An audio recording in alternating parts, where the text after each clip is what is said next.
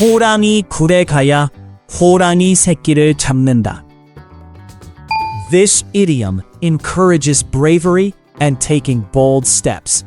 It suggests that if you want to achieve something significant, you must be willing to face challenges head-on. 개구리 올챙이 적 생각 못한다. This idiom serves as a reminder to stay grounded and appreciate your journey, no matter how far you go. 밥 줬던 개.